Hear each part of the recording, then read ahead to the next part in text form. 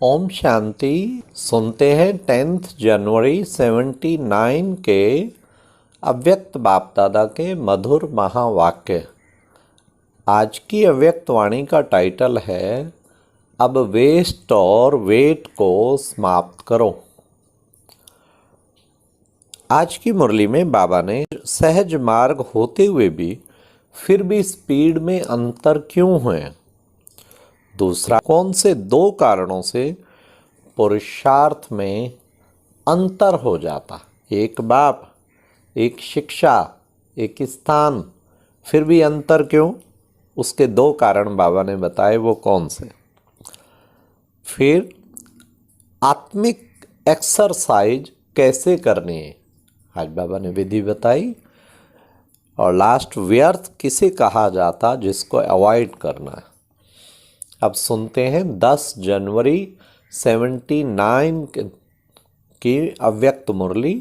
अब वेस्ट और वेट को समाप्त करो। व्यर्थ को समर्थ में परिवर्तन कराने वाले शिव बाबा बोले, बाप दादा आज विशेष बच्चों की लगन और स्नेह को देख हर्षित हो रहे हैं। कैसे लगन से परवाने समान समा पर आए हैं। वर्षा भी बेहद के बाप का हरेक के लिए बेहद है, अर्थात मुक्ति, जीवन मुक्ति का अधिकार सभी के लिए अंतर भी है। क्यों, कारण क्या। बाप दादा ने सब बच्चों के पुरुषार्थ को देख मुख्य दो कारण देखे। एक तो वेस्ट अर्थात व्यर्थ गंवाना, और दूसरा वेट अर्थात वजन ज्यादा। जैसे आजकल के जमाने में शारीरिक रोगों का कारण वेट जास्ती है, सर्व बीमारियों का कारण वेट कम करना है, वैसे पुरुषार्थ की गति के लास्ट और फर्स्ट कारण भी वेट कम ना करना। जैसे शरीर में भारीपन होने के कारण ऑटोमेटिकली बीमारियां उत्पन्न हो जाती हैं, वैसे आत्मा के बोझ से आत्मिक रोग भी स्वतः पैदा हो जाता है। सबसे ज्यादा वेट बढ़ने का कारण, जैसे शारीरिक हिसाब से ज्यादा वेट बढ़ने का कारण सड़ी हुई चीजें कहते हैं, वैसे यहाँ भी सड़ी हुई वस्तु अर्थात बीती हुई बातें जो ना सोचने की हैं अर्थात ना खाने की हैं, ऐसी सड़ी हुई बातों को बुद्धि द्वारा स्वीकार कर लेते हैं।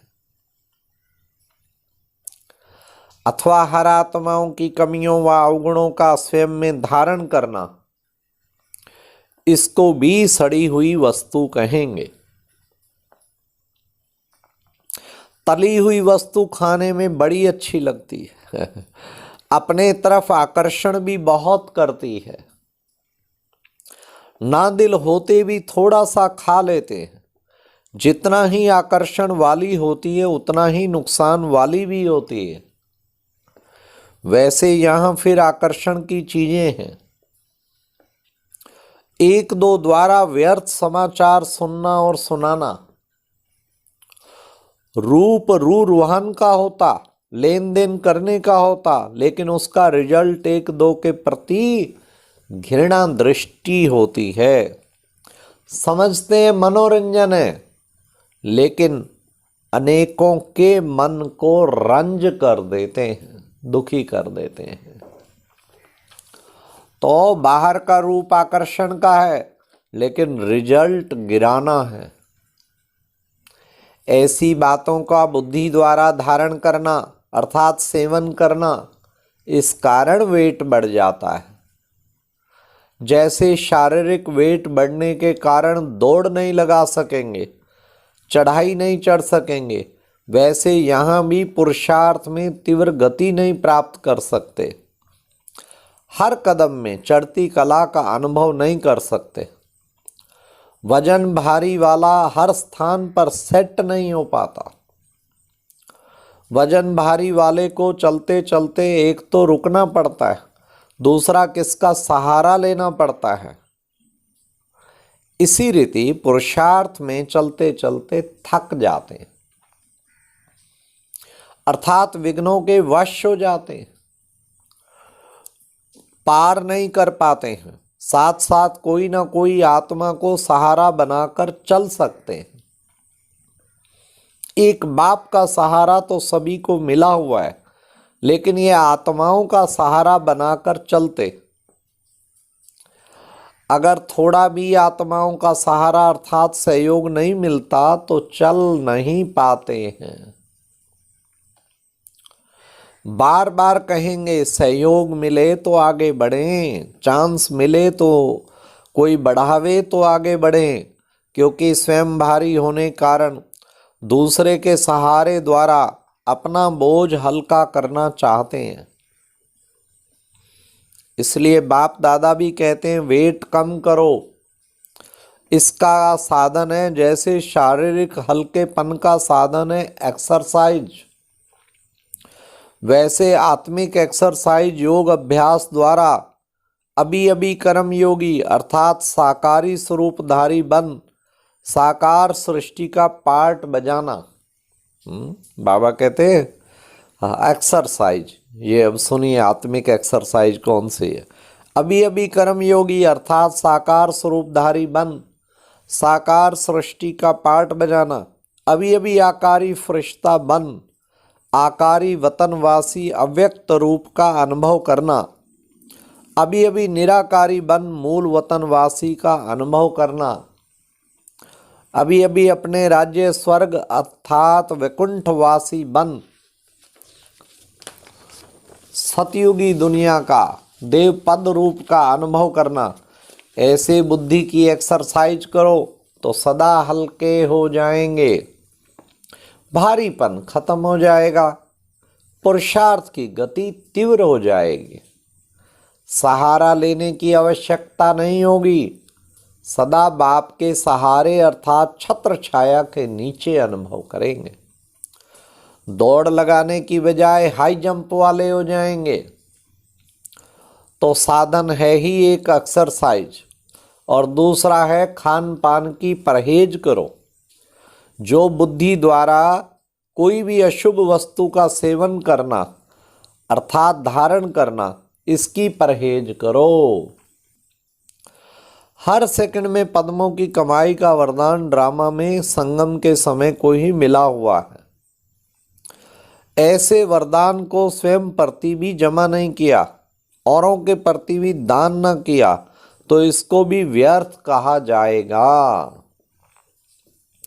ऐसे नहीं समझो कोई पाप तो किया नहीं व कोई भूल तो की नहीं, लेकिन समय का लाभ न लेना भी व्यर्थ है।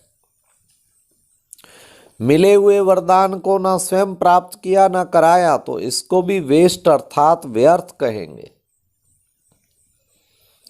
इसी प्रकार संकल्प भी एक खजाना है, ज्ञान भी खजाना है, स्थूल धन भी ईश्वर अर्थ अर्पण समर्पण करने से एक नया पैसा एक रतन समान वैल्यू का हो जाता है।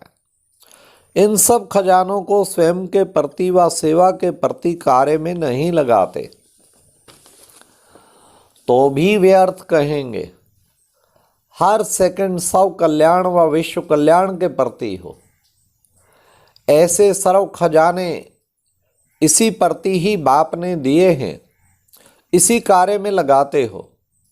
कई बच्चे कहते हैं ना अच्छा किया ना बुरा किया, ना अच्छा किया ना बुरा किया, तो किस खाते में गया। वैल्यू ना रखना इसको भी व्यर्थ कहेंगे। इस कारण पुरुषार्थ की रफ्तार तीव्र नहीं हो पाती और इसी के कारण नंबरवार बढ़ जाते हैं। तो अब समझा नंबरवार बढ़ने का कारण क्या हुआ। वेट और वेस्ट, इन दोनों बातों को अब समाप्त करो तो फर्स्ट डिवीजन में आ जाएंगे।